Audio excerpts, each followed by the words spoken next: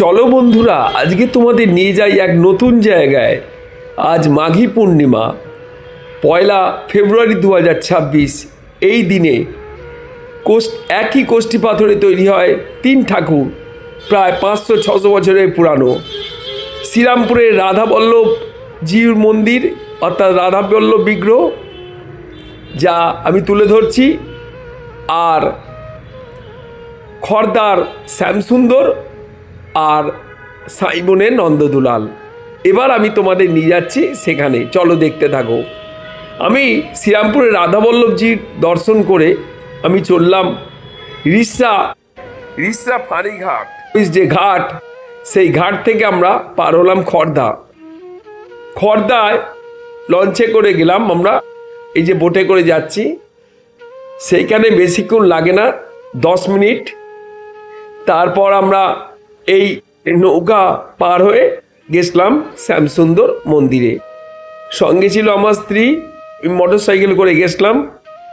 এক অপূর্ব দর্শন, যা ভোলা যায় না। চলছি আমরা মন্দিরের উদ্দেশ্যে। সামনেই মন্দির, এই মন্দির হলো শ্যামসুন্দর মন্দির। এই দেখুন শ্যামসুন্দরের বিগ্রহ। এই যে বিগ্রহ তৈরি হলো, এ হলো মেজো ভাই, আর বড় ভাই হলো আমরা শ্রীরামপুরে যেটা দেখিয়েছি রাধাবল্লভ। আবার দেখাবো, দেখতে থাকো।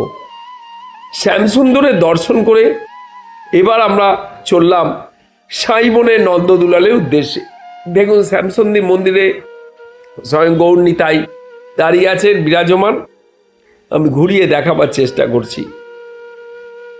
এক অপূর্ব দর্শন পেলাম, যা ভোলার নয়।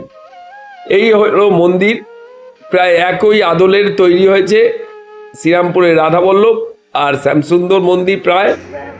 আচ্ছা, এইবার আমাদের দর্শন হওয়ার পর এই দেখুন গেট, পাশেই নিত্যানন্দর এক সুন্দর পূজা হচ্ছে। এই পূজাটাও আমি দেখিয়ে দিলাম, পাশে ঠিক শ্যামসুন্দর মন্দিরের পাশে।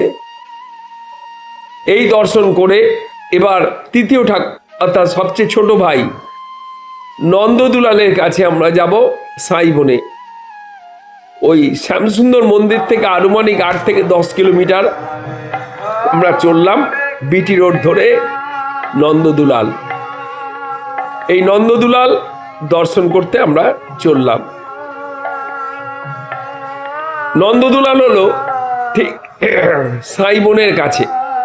সাইবন আমরা পৌঁছালাম। এই হলো সাইবনের নন্দদুলালের মন্দির।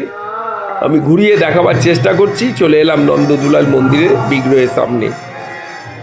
আমি দেখাচ্ছি, আরো ভালো করে আপনার দর্শন করুন।